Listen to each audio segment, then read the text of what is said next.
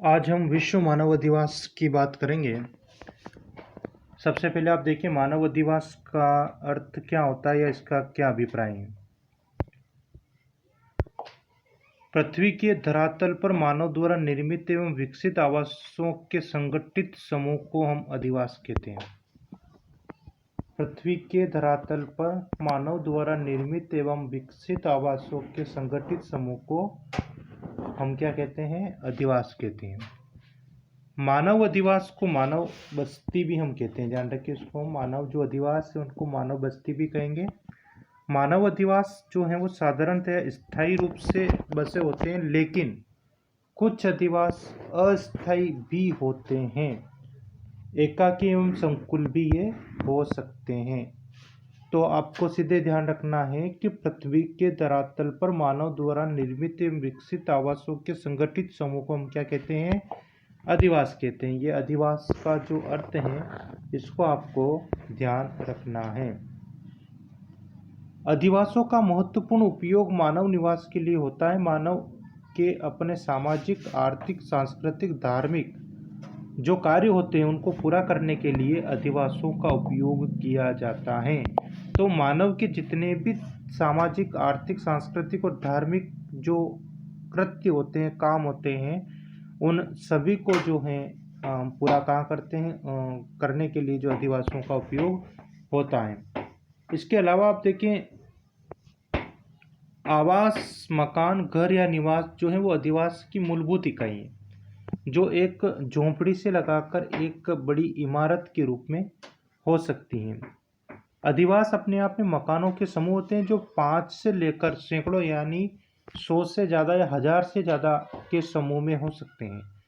बस्तियां छोटे रूप में विकसित होकर नगरों, महानगरों, विराट नगरों, विश्व नगरों और मिलियन सिटी का रूप धारण कर सकती हैं। आवासों के परस्पर संपर्क के लिए पगडंडी, गली, सड़क, नहर, परिवहन मार्ग जो हैं होते हैं। तो यहाँ पर जो चीज़ें हम बात कर रहे हैं उनके ऊपर आप ध्यान रखें कि आवास, मकान, घर या निवास ये अधिवास की मूलभूत इकाई है ना, जो एक झोंपड़ी से लगाकर एक भव्य इमारत के रूप में हो सकती है। अधिवास अपने आप में मकानों के समूह होते हैं जो 5 से लेकर 100 से ज़्यादा या 1000 से ज़्यादा हो सकते हैं। और बस्तियां जो होती है छोटे रूप में और उसके बाद विकसित होकर नगर के रूप में, महानगरों के रूप में, विराट नगरों के रूप में और विश्व नगरों के रूप में, उसके बाद में और बात करें तो मिलियन सिटी के रूप में विकसित हो सकती हैं। तो यहाँ पर आपको एक चीज़ ध्यान रखनी है। प्रोफेसर विडाल डी ला ब्लास जो मैंने आपको बताया था संभववाद की नींव रखी थी, इन्होंने कहा है कि मानव द्वारा स्वयं के आवास एवं अपनी संपत्ति को रखने के लिए निर्मित संरचना अपने आप में क्या है? अधिवास है। तो मानव द्वारा स्वयं के आवास और अपनी संपत्ति को रखने के लिए जो निर्मित संरचना है वो अपने आप में क्या है? अधिवास है। मानव अधिवासों की उत्पत्ति की हम बात करें तो आदि मानव से मानव के आधुनिक विकास की यात्रा के अंतर्गत हम देखें तो जब मानव एकत्रीकरण और आखेट की अवस्था को पार कर पशुपालन अवस्था के साथ ही कृषि कार्य करना प्रारंभ कर दिया, तो पशुओं की स्वयं की सुरक्षा और अनाज के भंडारण के लिए स्थायी आवास की आवश्यकता हुई। प्राचीन काल में सभी मानव बस्तियों जो हैं पशुचारकों और कृषकों पर ही आधारित थी। जनसंख्या बढ़ने और संघर्ष की स्थिति में सुरक्षा की दृष्टि से आवासों की संख्या में वृद्धि होने लगी।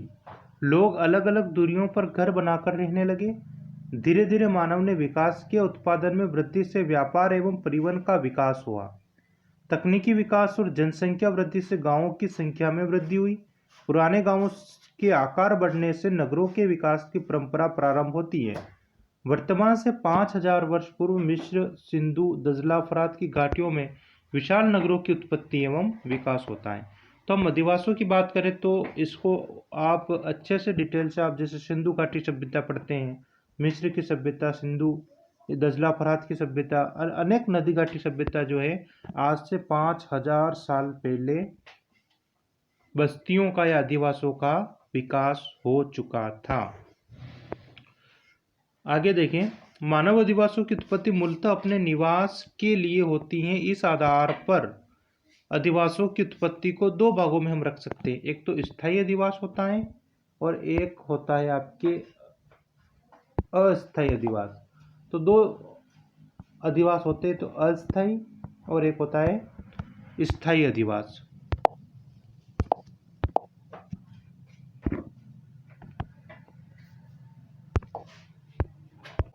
आपको ये ध्यान रखना है कि अस्थायी अधिवास करने वाली जनजातियां कौन कौन सी हैं केवल। तो यहाँ पर आप देखें, प्राचीन काल में मानव द्वारा कुछ अधिवास शिकार, मौसम की अनुकूलता, पशुचारण एवं सुरक्षात्मक दृष्टिकोण से कुछ समय के लिए बनाए जाते थे। तो ऐसी जो जनजातियां आज के अंतर्गत हम बात करें तो इसमें जैसे नागा जनजाति है ना, तो ये जनजाति क्या करती है, स्थानांतरण कृषि करती है, स्थानांतरित कृषि करती है और इस कृषि के लिए क्या करती है, अपने स्थान को बदलती रहती है और अस्थायी अधिवासों का निर्माण ये लोग करते हैं। इसके अलावा मध्य एशिया के स्टेपी मैदान में रहने वाले कौन लोग, किर्गिज लोग, है ना, किर्गिज का या किर्गिज जनजाति है। तो ये क्या करती है, पशु चारण करती है और ये पशुओं को चराने के लिए चारे की उपलब्धता के अनुसार अपने स्थान को बदलती रहती है और तंबुओं के द्वारा अस्थायी अधिवासों का निर्माण ये लोग करते हैं। इसके अलावा हम बात करें तो मैंने आपको बताया था एस्किमो, है ना, ये कहाँ रहते हैं, ये ध्रुवीय क्षेत्रों में रहते हैं और ये भी मौसम की अनुकूलता के अनुसार जो इग्लू जो बनाते हैं, बर्फ के जो घर बनाते हैं, है ना, उनको जो है शीतकाल में वहाँ रहते हैं और उसके बाद ग्रीष्म काल में उनको छोड़कर जो है कर्मक, जैसे मैंने आपको बताया था, अन्य स्थानों पर जाकर ये अपने आवास बनाते हैं। इनके अतिरिक्त भी अनेक जनजातियां जैसे अरब व सहारा के बद्दू, रोकी पर्वत के पूर्वी भागों में रहने वाले रेड इंडियन, अफ्रीका के अंतर्गत रहने वाले बुशमैन, तो ये जो है विश्व के अंतर्गत अपने व्यवसाय या पशुपालन या पशुचारण या हम कह सकते हैं मौसम की अनुकूलता के अनुसार ये क्या लोग क्या करते हैं, जनजातियां क्या करती हैं, अस्थायी अधिवासों का निर्माण करती है। जैसे मैं उदाहरण के लिए एक और बताऊं आपको, अपने राजस्थान के अंतर्गत जो रेबारी मारवाड़ के होते हैं, ये आपको पता होगा, रेवड़ लेके आते हैं, है ना, जो रेबारी जो लोग हैं मारवाड़ प्रदेश के, है ना, रेबारी, गायरी, बंजारे, ये क्या करते हैं, पशुचारण है तो अपने मूल स्थान को छोड़कर प्रवास के दौरान अस्थायी आवास बनाते हैं। जैसे राजस्थान के मारवाड़ से, पाली, जोधपुर से अधिकतर लोग जो हैं भेड़ वगैरह जो हैं, ऊंट वगैरह जो है, उनको लेकर पूर्वी और दक्षिणी राजस्थान की ओर आ जाते हैं और यहाँ पर वो खेतों में अस्थायी तंबू बनाकर वो निवास करते हैं। तो ये इनके अस्थायी अधिवास हो गए। तो राजस्थान के मारवाड़ प्रदेश की जो रेबारी, गायरी और बंजारे जो पशुचारण हेतु करने वाली जो जनजातियाँ हैं, ये भी अस्थायी अधिवासों का निर्माण करती हैं। अब हम बात करें स्थायी अधिवास की, तो स्थायी अधिवास अपने आप में बात करें हम तो उत्तर पाषाण काल में कृषि के साथ में, कृषि के विकास के साथ साथ जो है स्थायी अधिवासों की उत्पत्ति को माना जाता है। तो जब से मानव विकास के क्रम में मानव समूह में रहने लगा, तब से स्थायी अधिवासों का विकास जो है वो हो गया है, माना जाता है।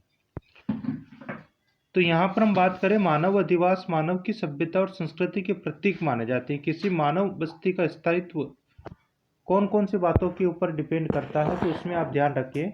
एक तो स्थानीय सिंचित संसाधन कैसे हैं, वायु विश्व से संबंध कैसा है, भावी उन्नति की संभावना कैसी है, सुरक्षा एक मुख्य कारक होता है, और धार्मिक और सांस्कृतिक और आर्थिक कारक, ये कुछ कारक होते हैं जो किसी भी बस्ती या अधिवास के स्थायित्व को क्या करते हैं, प्रभावित करते हैं, या उस स्थायित्व जो है उस बस्ती का इन कारकों के ऊपर निर्भर करता है।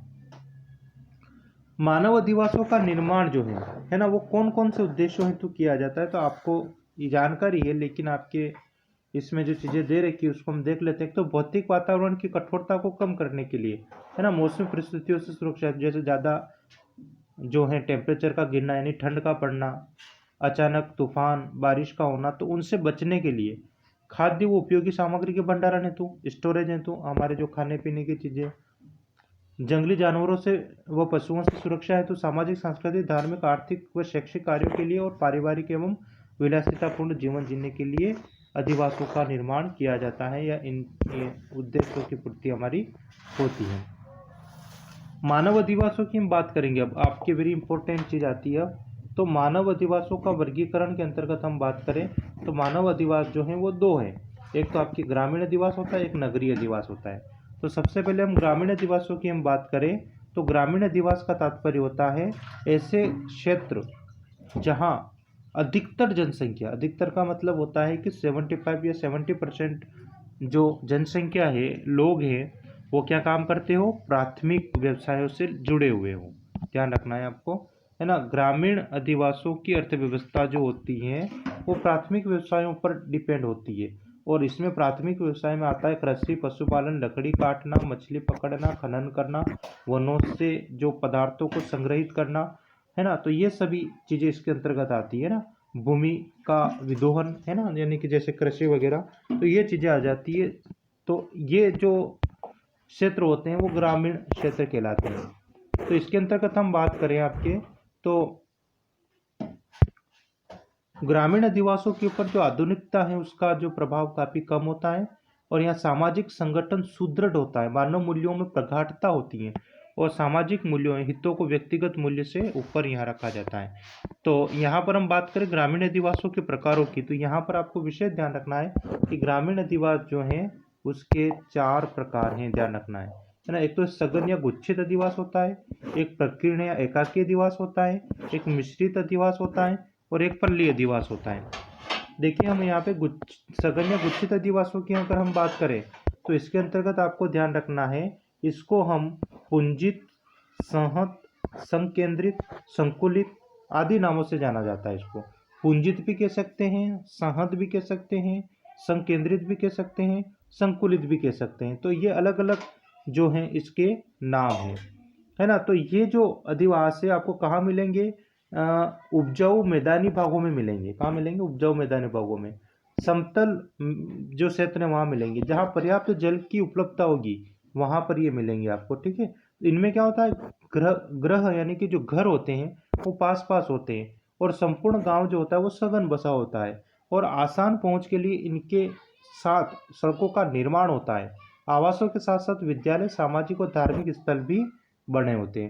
इनकी कुछ विशेषताओं की हम बात करें तो 2-4 विशेषताएं आपको यहाँ से ध्यान रखनी है। क्या क्या चीज़ें ध्यान रखनी है, एक तो अधिवास प्रायः खेतों के मध्य किसी ऊंचे बाढ़ से सुरक्षित स्थानों पर ही बने होते हैं। सभी आवास जो होते हैं पास पास बने होते हैं। सभी आवास एक स्थान पर संकेंद्रित होते हैं, बाहरी आक्रमणों का मिलकर ये मुकाबला करते हैं। सामाजिक प्रगाढ़ता इनमें होती है और एक दूसरे के सुख दुख में सहभागी होते हैं। इनमें आवासों की संख्या 40 से 50 से लेकर सैकड़ों तक यानी 100 से ज़्यादा हो सकती है। इनकी जनसंख्या उपलब्ध संसाधनों के आधार पर 500 से लगाकर 1000 तक हो सकती हैं। सघन अधिवासों के वितरण की हम बात करें तो ऐसे ये जो अधिवास हैं नदियों के उपजाऊ मैदानों में सघन जनसंख्या वाले क्षेत्रों के अंतर्गत ये पाए जाते हैं। हम बात करें तो भारत के अंतर्गत अगर हम देखें तो आप देख सकते हैं सघन ग्रामीण अधिवास जैसे गंगा सतलज के मैदान के अंतर्गत ही मिलेंगे। गंगा और सतलज का जो मैदान है, मालवा का जो पठार है ना, और विंध्यन का जो पठार है और नर्मदा घाटी और राजस्थान के मैदानी भागों के अंतर्गत आपको सघन अधिवास दिखाई देंगे। इसके बाद आगे हम बात करें प्रकीर्ण या एकाकी अधिवास की, तो इसके अंतर्गत क्या होता है कि जो अधिवास होते हैं वो छितरे और बिखरे होते हैं, है ना। एक मकान जैसे यहाँ हो गया, एक मकान यहाँ हो गया, ऐसे खेतों पर मकान बने होते हैं, बिखरे हुए होते हैं। तो उसको हम क्या कहते हैं, प्रकीर्ण या एकाकी अधिवास कहते हैं। इसके अंतर्गत हम बात करें तो एक आवास से दूसरे आवास के मध्य जो कृषि भूमि को छोड़कर बनाए जाते हैं, है ना। एक दूसरे से ये दूर बने होते हैं। इनकी विशेषताओं की हम बात कर रहे हैं, है ना। व्यक्ति एकाकी रूप में रहता है, व्यक्ति स्वतंत्र जीवन यापन के आदी होते हैं, एक दूसरे के सहयोग की भावना इनमें कम होती है और कृषि में लगी हुई जो जातियों में हम बात करें तो ऊंच नीच की भावना इनमें पाई जाती है। इसके अंतर्गत हम बात करें तो ये विश्व के अंतर्गत हम बात कर रहे हैं तो अमेरिका के संयुक्त राज्य जो अमेरिका है कनाडा का जो प्रेरी प्रदेश है, एशिया का जो स्टेपी मैदान है, गंगा का जो खादर क्षेत्र है, हिमालय पर्वतीय क्षेत्र व तराई तथा बाबर क्षेत्र, मध्य दक्षिण अमेरिका में अर्जेंटीना, पंपा, ऑस्ट्रेलिया, डाउन्स, दक्षिणी अफ्रीका के अंतर्गत वेल्ट्स, दक्षिणी राजस्थान का उदयपुर, राजसमंद, डूंगरपुर, प्रतापगढ़, बांसवाड़ा जिलों में तथा मरुस्थलीय प्रदेशों के अंतर्गत प्रकीर्ण अधिवास जो हैं ये प्रमुखता के साथ दिखाई देते हैं।